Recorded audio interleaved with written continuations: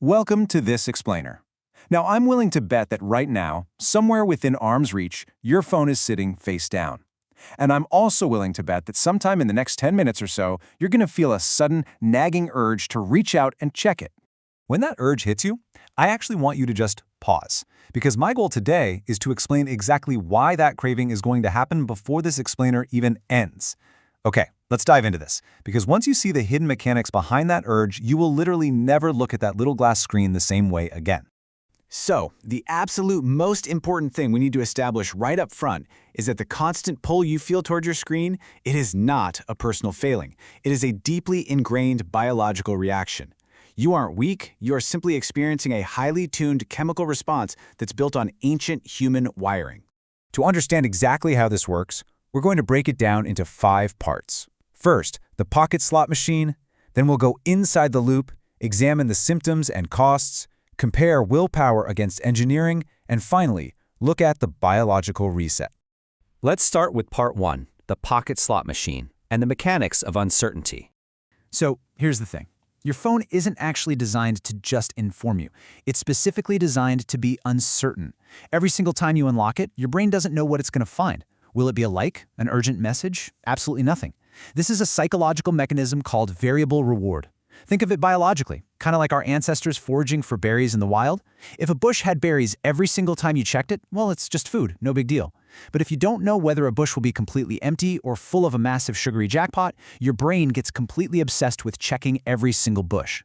It's the exact same logic that makes casino slot machines so notoriously addictive. If a slot machine paid out every single time, you'd get bored of it in 10 minutes. But because the payout is unpredictable, your brain treats every single pull of that lever as a thrilling possibility. Every time you swipe down to refresh your social feed, you are pulling a lever. And biologically speaking, your brain actually releases dopamine not when you get the reward, but in that tiny moment of anticipation right before it. Which brings us to part 2, inside the loop, and your brain on notifications.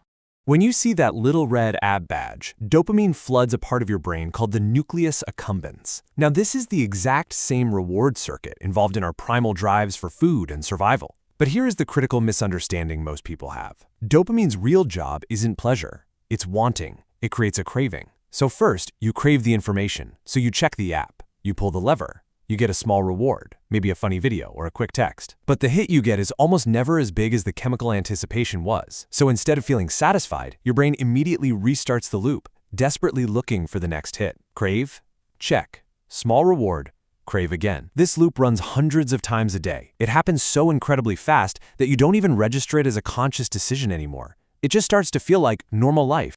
Now, what's really interesting about this next slide is how it translates to part 3, symptoms and costs. And when the threshold shifts, Let me ask you a question, and I want you to be completely honest. Have you ever been walking around, felt your phone buzz in your pocket, reached in to grab it, and found absolutely nothing there? Yeah, a phantom vibration. That phantom buzz? That is not just some random glitch in your brain. Researchers see this exact same pattern in substance dependence. Biologically, think of an animal hunting in the wild.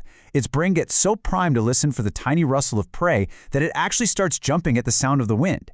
Your brain is generating false alarms because it is so highly primed to expect a reward signal. It's generating the exact physical sensation it has been trained to crave. So your nervous system isn't malfunctioning. It's doing exactly what it was trained to do thousands of times a day. And the cost of this is pretty steep. Every single dopamine hit adjusts your brain's baseline. Over time, ordinary life, like sitting in a quiet room or taking a walk outside, starts to feel painfully boring simply because your dopamine threshold has shifted so high. You know that low hum of restlessness you feel when you aren't looking at a screen? That isn't traditional boredom.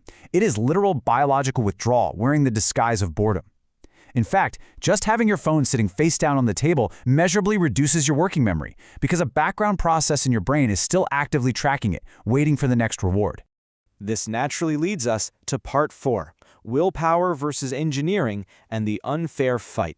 You know, people often try to dismiss all of this by saying, well, TV was addictive too, right? But look at the comparison. Television was static. It broadcasted the exact same show to everyone. Your smartphone is a completely different biological adversary. It is a personalized, real-time learning behavioral experiment. Every pause, every scroll, every single video you linger on for an extra half second is data feeding a massive algorithm. Thousands of engineers, backed by billions of dollars, are actively using that data to figure out the precise combination of content required to keep your specific dopamine loop running for as long as possible. I really, really want this point to land. You are not failing at self-control. You are losing a fight that was literally never fair to begin with. Deleting an app using brute force willpower, sure, it works for a few days, but eventually you're probably going to reinstall it. This distinction matters deeply because feeling shame about your screen time does not fix the problem. Actually, shame just creates a secondary loop where you scroll, feel terrible about scrolling, and then scroll some more just to escape feeling terrible. Let's move to the final section and see how this builds into Part 5, the biological reset and reclaiming focus. Okay, so what do? We don't need to throw our phones into the ocean and disappear into the woods. We just need to interrupt the automatic loop at the exact point where it starts.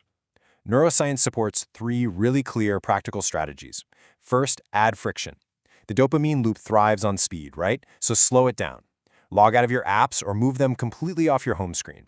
That extra second of friction gives your rational prefrontal cortex the actual time it needs to catch up and say, wait, do I really want to do this? Second, replace the trigger. The sudden urge to check your phone is usually just an uncomfortable feeling, like anxiety or a lull in a conversation, looking for somewhere to go. Give it a new home. Read a page of a physical book, take a short walk, or simply notice the uncomfortable feeling without acting on it. And third, protect specific windows instead of trying to quit entirely. Look, trying to be completely phone-free is an all-or-nothing trap.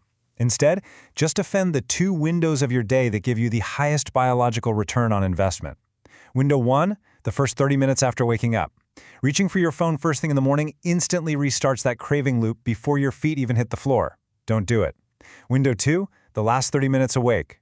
Scrolling right before bed blasts your eyes with blue light that suppresses melatonin. But even worse, it activates your dopamine system at the exact moment your brain is desperately trying to slow down for sleep. Defend just these 2 windows and you interrupt the cycle where it does the absolute most damage. And if you do this, if you pull back and introduce just a little bit of friction, the biological payoff is incredible. Your dopamine threshold literally starts to reset itself.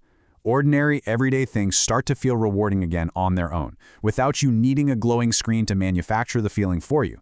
People who consistently interrupt this loop describe it so clearly. They say the world gets louder in a good way. Colors feel more vivid. Conversations naturally slow down and deepen. And that isn't just poetry. That is the actual biological reality of your baseline dopamine sensitivity recovering. So, I want to leave you with this final provocative thought. The real question here isn't just, how do I use my phone less? The real question is, what is this loop costing you that you aren't even noticing, one small hit at a time? A few minutes here and there stretches into thousands of hours over a single year. Hours that used to belong to your relationships, your sleep, and your actual life. Remember that urge we talked about at the very beginning?